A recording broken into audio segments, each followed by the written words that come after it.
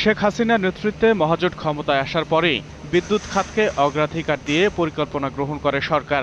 নতুন নতুন কেন্দ্র স্থাপনে এখন প্রায় 15,000 মেগাওয়াট বিদ্যুৎ উৎপাদনের সক্ষমতা রয়েছে।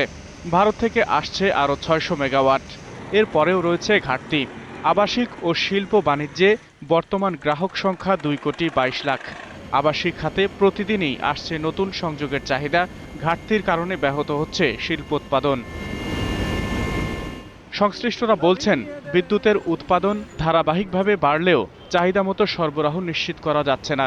বিশেষ করে শিল্প ও বাণিজ্য খাতে চাহিদা বেড়ে যাচ্ছে। বিজিএমইএ সভাপতি জানালেন, তৈরি পোশাক খাতে প্রয়োজনের তুলনায় সরবরাহ কম। ভবিষ্যতে চাহিদা আরও বাড়বে। এমনটা মাথায় রেখেই সরকারকে পদক্ষেপ নিতে বলছেন এই ব্যবসায়ী নেতা। এখন যদি আমার 1000 মেগাওয়াট বিদ্যুতের চাহিদা থেকে থাকে, তাহলে তখন কিন্তু আমার প্রায় 1800 থেকে 2000 মেগাওয়াট বিদ্যুতের চাহিদা বাড়বে। সেগুলো এখনো ওরা চাহিদা মতো দিতে পারে না।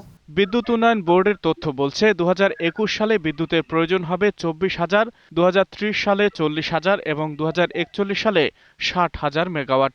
বিশ্লেষকরা বলছেন, উৎপাদিত বিদ্যুতের সিংহভাগ আসে গ্যাস ভিত্তিক কেন্দ্র থেকে।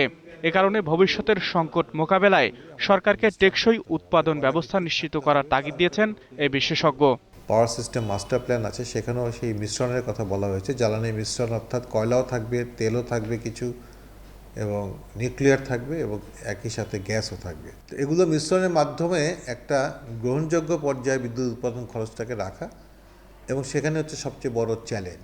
এদিকে নিরবচ্ছিন্ন বিদ্যুৎ সরবরাহ অব্যাহত রাখতে প্রয়োজনে ভারত থেকে আমদানি বাড়ানোর পরিকল্পনা নিয়ে এগোচ্ছে সরকার।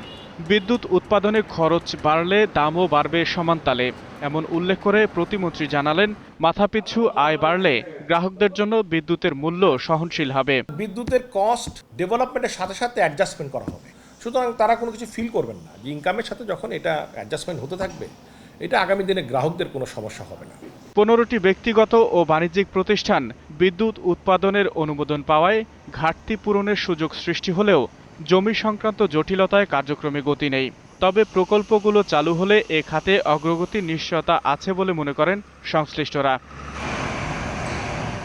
আকবর হোসেন সুমন, 21 টেলিভিশন, ঢাকা।